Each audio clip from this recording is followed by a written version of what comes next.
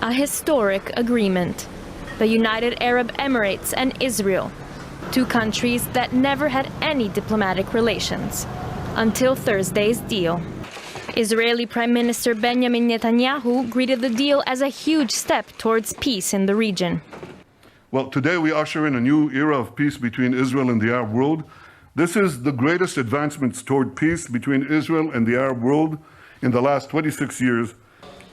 But Netanyahu specified that his annexation plans have not been outright cancelled, rather only put on a temporary hold. The agreement, brokered by U.S. President Donald Trump over months of discussions, is seen as an unprecedented reshaping of the political order in the Middle East.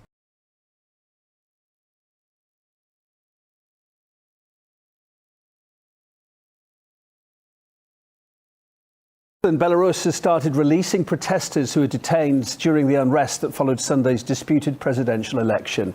Now, we've got for you here the first images of Belarusians walking free from detention. So many of them. Some people have been held for 4 days. The Interior Ministry had pledged to release all detainees later today, Friday. Around 6,000 were arrested during the first 3 days of unrest. An ambulance doctor released overnight described to us what she'd witnessed inside, she says. Girls were lying there, and boys were in the next cell, constantly beaten so badly that the guys just howled. It was a terrible howl. However, a Belarusian Interior Ministry representative insists there was no such mistreatment of protesters in detention.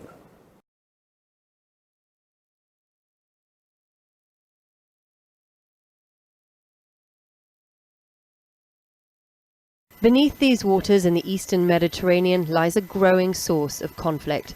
On Monday, Turkish warships entered territory that both Greece and Turkey claim as their own, escorting a ship carrying out seismic surveys on the seabed, searching for oil and gas.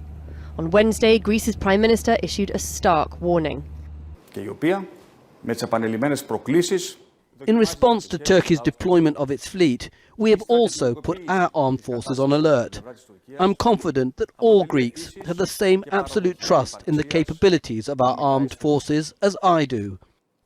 At the same time, though, we remain in absolute political and operational readiness. We are also mobilizing our diplomacy, notifying our friendly nations and alerting our allies and partners. We are not alone in this effort.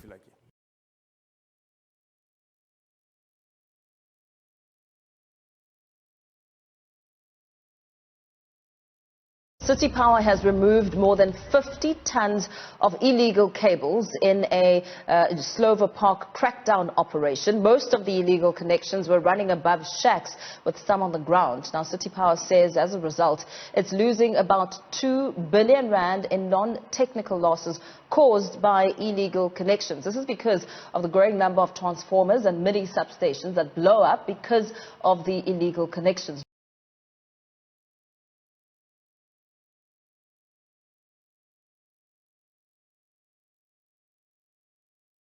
Face mask panic buying has set in again with the rise in Taiwan's COVID cases. This morning at a national supermarket chain, pre-orders opened for 50,000 boxes of medical-grade masks. According to the supermarket, the entire supply was snapped up in 8 minutes.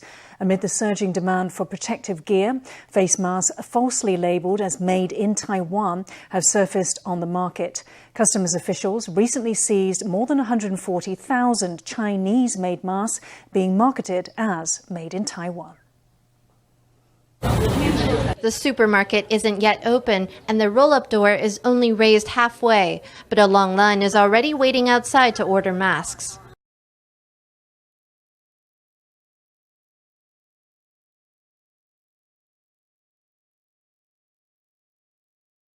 A mixed bag of good and bad news for America's biggest aviation company, Boeing, as the FAA seems to be signaling they might clear those troubled MAX jets to resume flying as early as this October.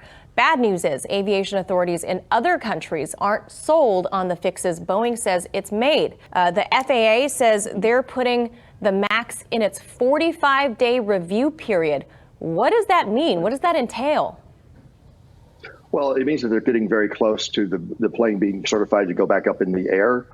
This 45-day period is the public comment period where the public can make comments on the changes that the FAA has made to the aircraft.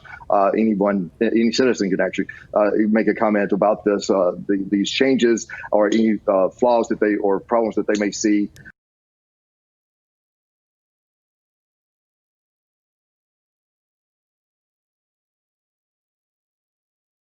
Now, Paris says it will retaliate after Britain reimposed quarantine for travellers returning from France.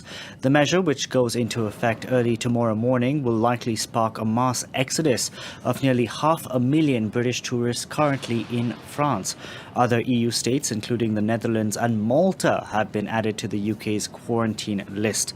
If you listen to the British government, they're saying that these people knew the risks. So yes, of course, it will be very bad news for those people. Some are trying to forward their return, and that is the worry, because the British government has made it very clear that the tens of thousands of Brits in France holidaying won't all make it back in time.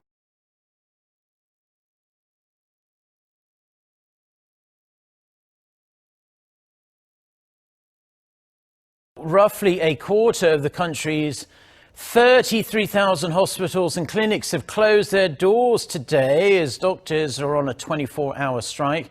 They are protesting against the government's recent health reform proposals, including upping the number of medical students in the country after South Korea suffered a shortage of doctors because of the COVID-19 outbreak. Mark, the health ministry said on Thursday that more than 8,300 clinics nationwide would close their doors on Friday. South Korea's largest doctors' union, the Korean Medical Association, which represents around 130,000 doctors, organized the one-day walkout, and 26 other medical groups are also participating. They are to hold a mass rally at Yeouido Park at 3 p.m. on Friday, and other rallies will be held in 5 regions across the country, including Busan and Daegu, between 2 p.m. and 3 p.m.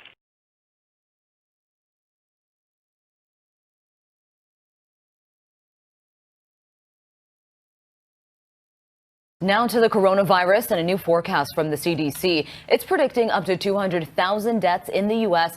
by Labor Day. This comes as parents and teachers get new guidance on how to best keep kids safe. A private school in Florida is the latest to force students into quarantine because of a child testing positive. ABC's Andrew Fujii has the latest. This morning, a grim trend in America. More than 1,000 people dying from coronavirus every day in the past 2 weeks. Although fewer states are reporting increasing cases, 17 states are seeing an increase in hospitalizations, and 21 states, plus D.C. and Puerto Rico, are seeing more daily deaths. This as many schools are still struggling with the task of bringing students back.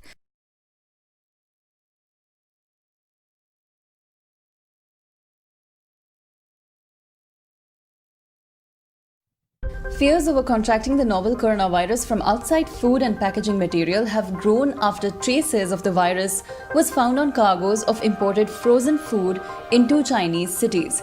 The World Health Organization, however, downplayed the risk of getting infected via such means. People should not fear food packaging, or delivery of food, the World Health Organization's head of emergencies program, Mike Ryan, told a briefing. Viruses can survive up to 2 years at temperatures of -20 degrees Celsius, but scientists and officials say there is no strong evidence so far the coronavirus can spread via frozen food. The fears were sparked after a sample taken from the surface of frozen chicken wings imported into the southern city of Shenzhen from Brazil, as well as samples of outer packaging of frozen Ecuadorian shrimp sold in the northwestern city of Jian have tested positive for the virus, according to local Chinese authorities.